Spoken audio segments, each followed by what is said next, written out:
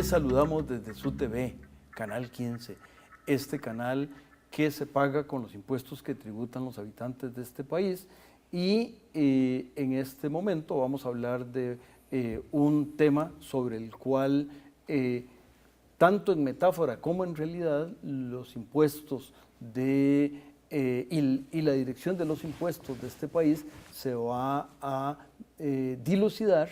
Ya verán ustedes cómo, y para hacerlo tengo el privilegio de tener con nosotros a don Jaime Ventura y a don Javier Salinas, arquitectos ambos, que nos explicarán una vez que el canal les explique un mensaje que tiene para ustedes. Nosotros regresamos.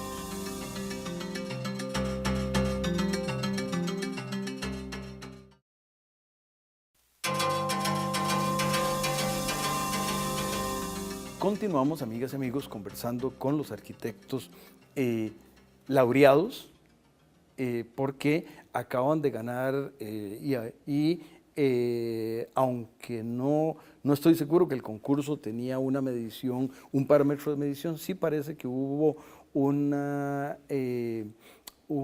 criterio muy definido del jurado internacional del concurso para asignar la construcción del nuevo edificio de la Asamblea Legislativa.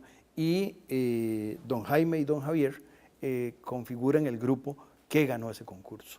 ¿Quién nos quiere contar? Y tal vez podemos empezar por el concurso. Bueno, el concurso es un concurso abierto que es a través de un fideicomiso del Banco de Costa Rica. Ajá. Con fondos de inversionistas privados. Y que está regido o está controlado, no controlado, sino que está dentro de la administración el Colegio Federado de Ingenieros y Arquitectos, o el Colegio de Arquitectos también. Está un jurado internacional, está un jurado técnico directamente de la Asamblea, que ellos son los que conocen al 100% al dedillo la parte funcional del proyecto en sí. Y hay algunos técnicos especialistas en ingeniería electromecánica, que fue uno de los del jurado, y otro de la parte de ingeniería estructural. El concurso se da de una manera abierta, pero controlando con un poco de experiencia. De hecho, los arquitectos que participaron teníamos que cumplir de alguna manera con un cierto número de metros cuadrados y un cierto número de pisos porque el rumbo del proyecto tenía que tener de alguna manera esa experiencia. Perdón, esto de los metros cuadrados y esto es que ustedes, los que participaron, debían haber tenido en su, llamémosle currículum, el haber construido esto, o era que las características del proyecto planteaban el número de metros cuadrados de construcción. ¿A cuál de las dos se refiere?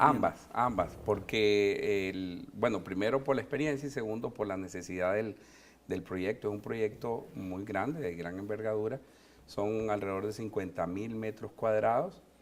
Sí, es un edificio donde es para la fabricación de las leyes de la República, es el primer poder. Y sí, digamos, aquí recordemos que el edificio no va a ser usado solo por los 50 y pico de diputados que tienen su oficina, sino que hay más de 1.000 personas que albergan ese edificio, toda la parte administrativa, que por un lado no es, ellos son los que se quedan siempre, los demás pues son itinerantes, salen y entran, ¿verdad? Entonces eso es importante que digamos que la audiencia sepa que el edificio es un edificio público para todo el mundo y para la gente que sirve al país, ¿verdad? Arquitecto Ventura, fue muy creativo en los comentarios que se ha dicho, digamos, posterior a la decisión o a conocer la decisión. Hay ciertas características de creatividad de la propuesta de ustedes que inclinaron, entiendo yo, al jurado a favor de esa opción. ¿De dónde se les ocurrió? ¿Eran experiencias previas o los picó el hada de Peter Pan, creo que Campanita se llama, y les iluminó, o incluso, ya que estamos hablando de Peter Pan, sus vivencias de niños les lleva, o más bien ¿Qué inspiró esta creatividad tan grande Claro. ¿Qué le puedo decir al respecto? La tipología del proyecto surge en función del terreno, muchas veces, y de acuerdo al programa de diseño. Entonces, nos parecía a nosotros que era muy probable que se generaran torres, ¿no? Pero pensando y conversando entre los colegas, surgió la idea de que la democracia debiera ser horizontal. Creo que fue una de las ideas primeras que tiró el arquitecto Salinas, y nos quedamos estudiando el tema, y definitivamente la democracia, cuando es vertical, se aleja del pueblo, se aleja del ciudadano. Y de ahí surge la idea de crear en primera instancia este puente que conectaba todos los elementos que componían el proyecto y hacía viable y funcional el mismo. Entonces, pareciendo monumental y grande, se sentía liviano por la característica de diseño. Yo creo que por ahí, pues, fundamentalmente fue la idea de que la democracia es horizontal, es para el pueblo, está cerca del pueblo, no así siendo vertical, ¿no? Sí, claro. No sé si comparte De hecho, partiendo de eso, la importancia de esto era que debía funcionar el proyecto, ¿verdad? Por un lado. Y la mejor manera, porque en la disposición digamos, del proyecto o de la invitación del concurso, lo que teníamos eran 2 terrenos separados entre ellos alrededor de 150 a 200 metros, y que de alguna manera tenían que conjugarse y funcionalmente tenían que ser uno solo. Entonces, lo que dice Jaime, la tipología horizontal, la necesidad de expresar ese gran pensamiento de la democracia es horizontal, tenía que ser un parámetro del edificio, pero por otro lado, el edificio tenía que darle al pueblo lo máximo que le pudiéramos dar, y lo elevamos, ¿verdad? La parte patrimonial era súper importante también, por la que hicimos que el edificio ni siquiera lo tocara, más bien sutilmente lo protegiera, ¿verdad? Eso, yo de hecho, cuando tengo la oportunidad, yo digo que la naturaleza es muy sabia, ¿verdad?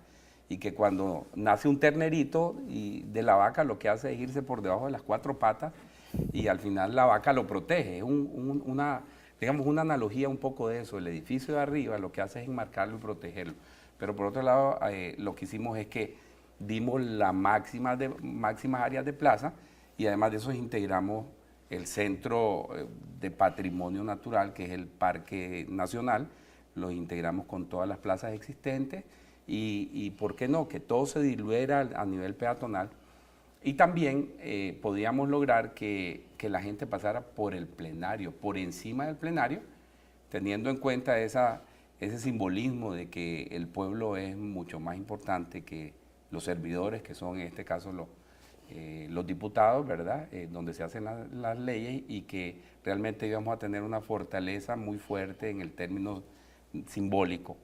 Y por otro lado, pues la ciudad, cómo interconectar los ejes, digamos, había un eje importante, claro, que es el eje de los 3 poderes, digamos, las Cortes. Hay un eje que llega al monumento nacional en el centro del Parque Nacional, que también le hicimos toda una escenografía, o lo festejamos a través de los 2 edificios, que generan como un arco de triunfo, porque los 2 edificios se entrelapan, y en ese eje pasa por el centro, y en el fondo queda, digamos, totalmente valorado la parte del monumento nacional, ¿verdad?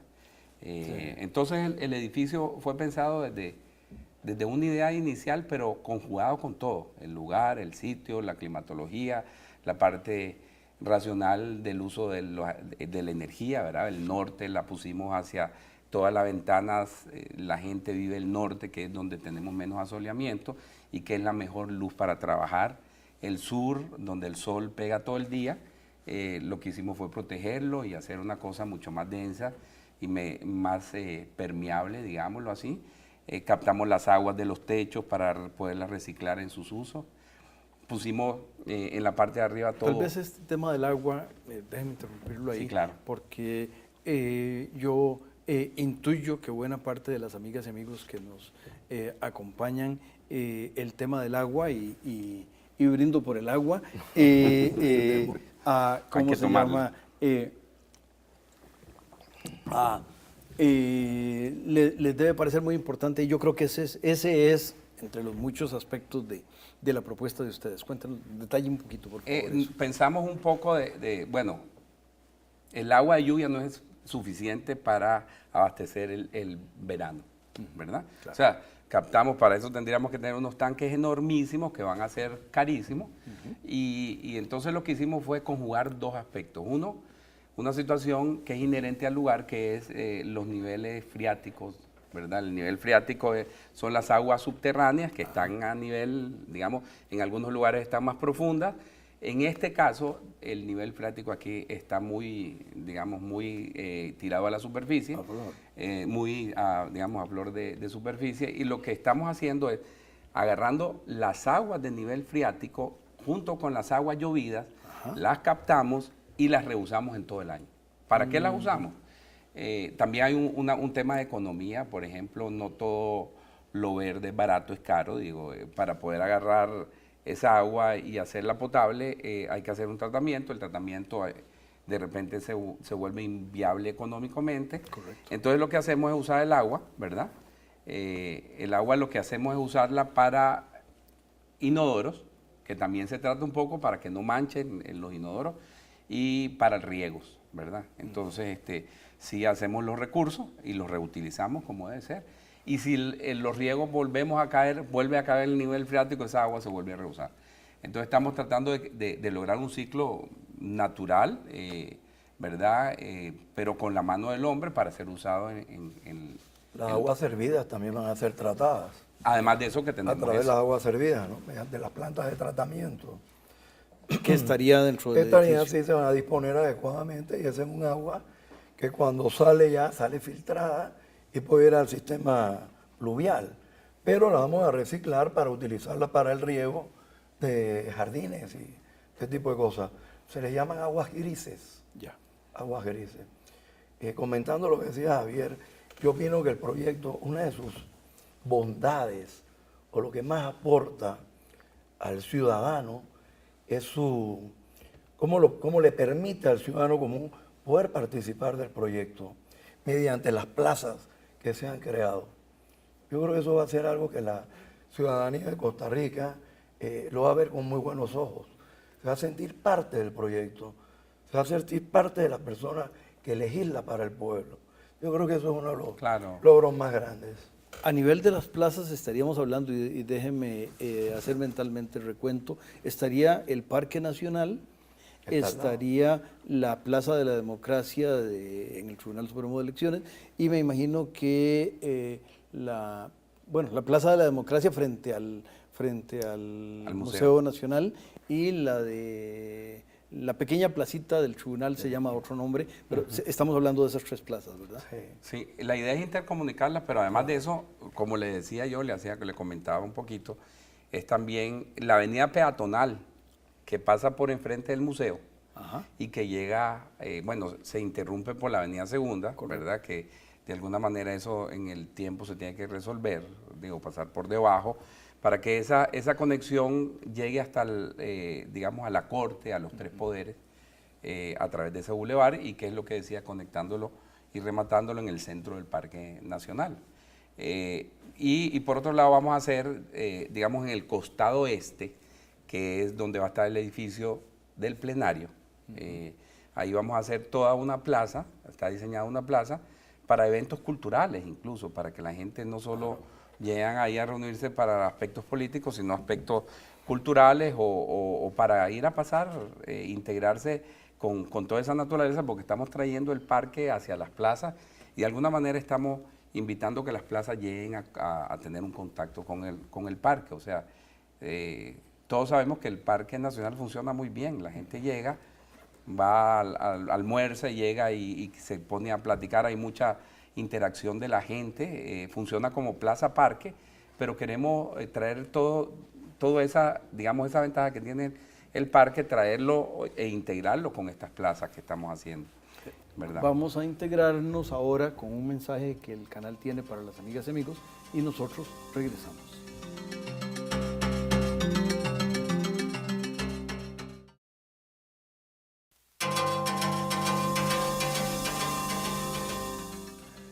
Las amigas y amigos pensarán sobre la Asamblea Legislativa y hay todo tipo de opiniones y cosas y algunos, y con frecuencia críticas, pero hay un aspecto que los ciudadanos no tienen muy presente, que es las condiciones sanitarias de ese edificio que el Ministerio de Salud declaró de alerta sanitaria y más o menos, si no hubiera sido el primer poder de la República, estarían sesionando en el parque porque... cuéntenos un poco de esta solución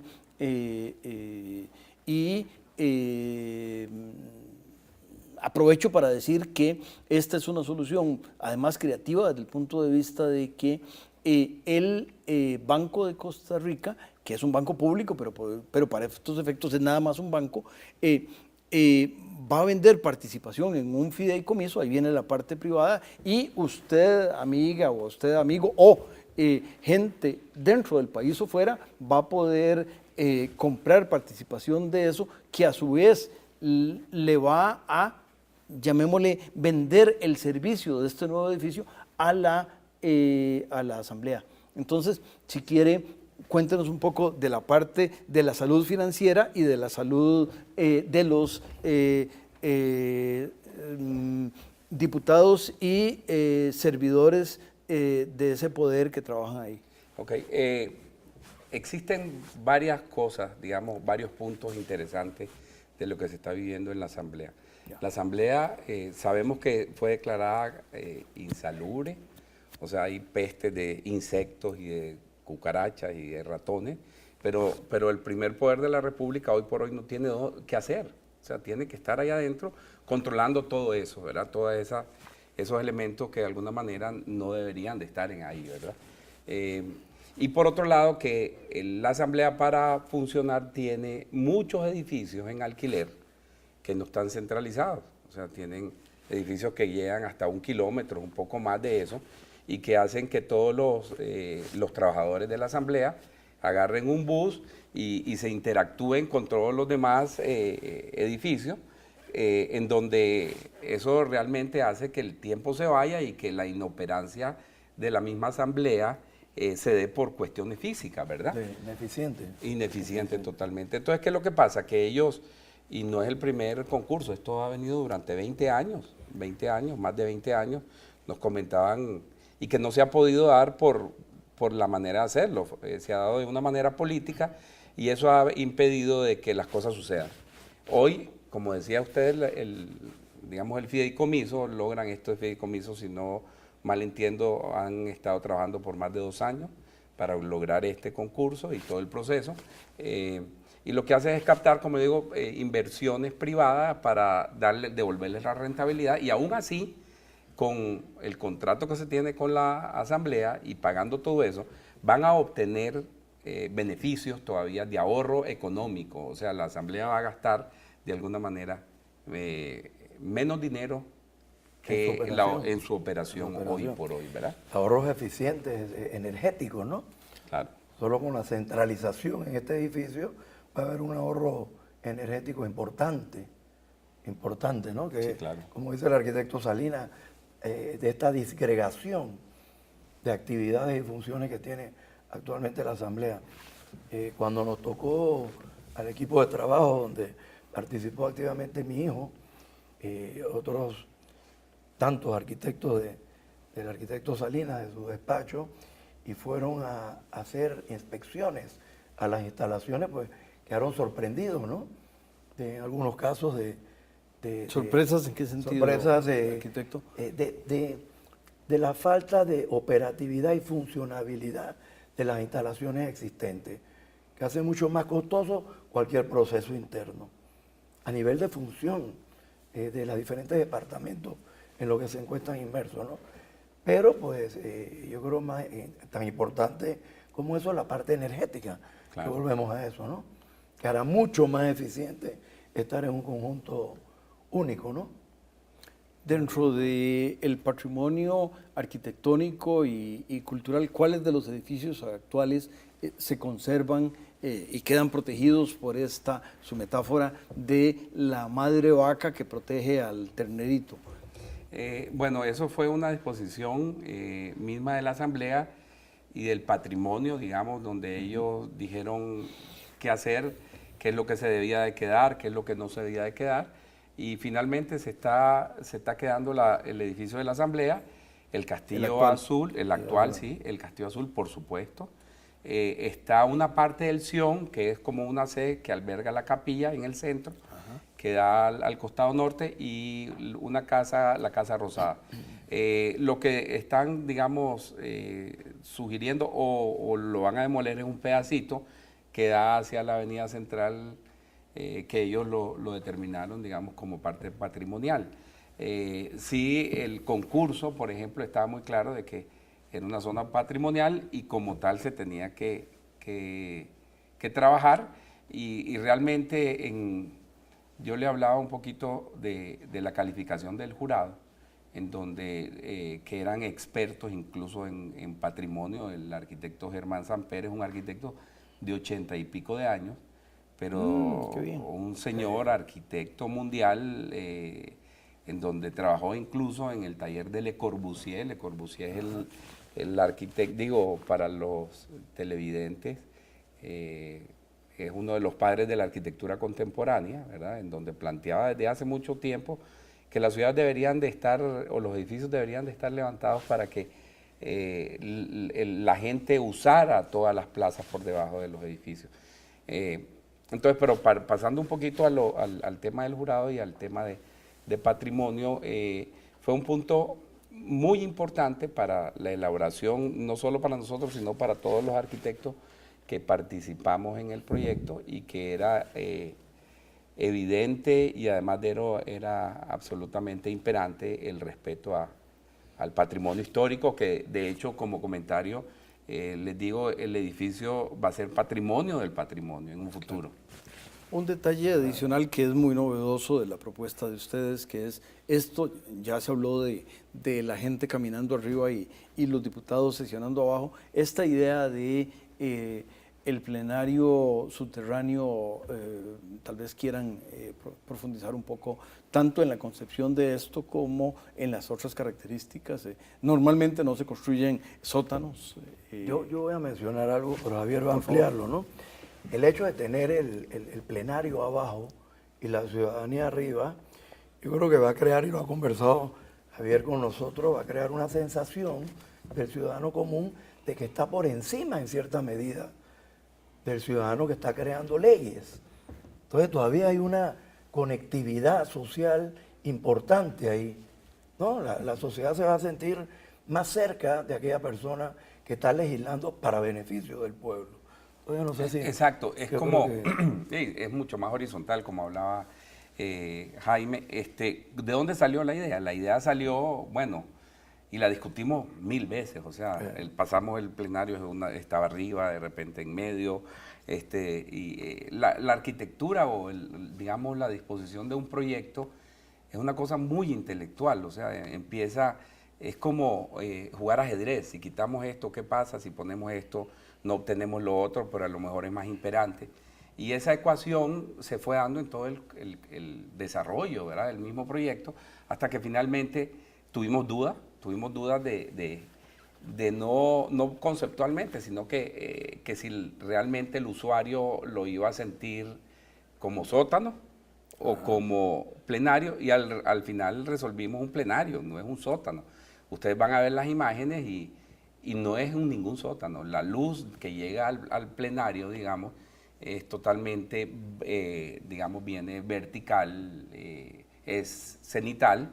¿Qué quiere decir cenital? Cenital es la mejor luz que tenemos nosotros, es la vertical, ya, porque no tenemos sol, ¿verdad? O sea, llega la luz pareja, es la luz más clara, y de esa manera estamos tratando de captar toda la luz, y la estamos haciendo a través de espejos de agua todavía. Entonces estamos tratando de que el espacio del plenario sea un poco místico, ¿verdad? O sea, queremos que lograr que la mística que inspire, ¿no? le llegue a los diputados. Eso es una cuestión del poder que tenemos los arquitectos. Por ejemplo, yo siempre lo he hablado, cuando uno va a esas iglesias góticas en Europa, uno siente que Dios está ahí. Y fue la mano del arquitecto que provocó que la gente sienta eso, ¿verdad? Entonces, esa magnificencia realmente es una idea intelectual que tiene que ver con un montón de cosas, ¿verdad? Entonces, realmente ustedes van a ver las imágenes del plenario y se van a ver, no puede ser que sea un sótano, pero es que no es un sótano, Claro. ¿verdad? Solo está metido en una posición donde la gente pasa por encima, pero no es un sótano, ¿verdad? Sí, anoche conversábamos sobre el proyecto y nosotros sentimos que se va a convertir, hombre, en un edificio emblemático, ¿no? Por su categoría, por su tipología, y que va a generar cambios en el entorno urbano. Eso es una zona que se va a vivificar ahora, se va a renovar con actividad económica, pensamos nosotros. Eso va a ser un activo para la ciudad de San José. Igualmente, consideramos que por su trascendencia como proyecto, por su arquitectura y tipología, puede atraer personas de otras latitudes a conocer este proyecto y va a generar una actividad turística en torno a ello que va también a revitalizar esa zona. Yo creo que es algo que se puede, ya la municipalidad podrá desarrollar programas particulares pues para terminar de revitalizar ese entorno, ¿no? No sé si hay tiempo, pero... No hay tiempo ok. y más bien lo que tenemos que decirle a las amigas y amigos es que por favor nos acompañen la semana entrante cuando esperamos tenerles un programa tan interesante y novedoso como este. Háganlo en los espacios y circunstancias en los cuales nos han acompañado y los felicito por haber ganado este concurso. Muchísimas gracias.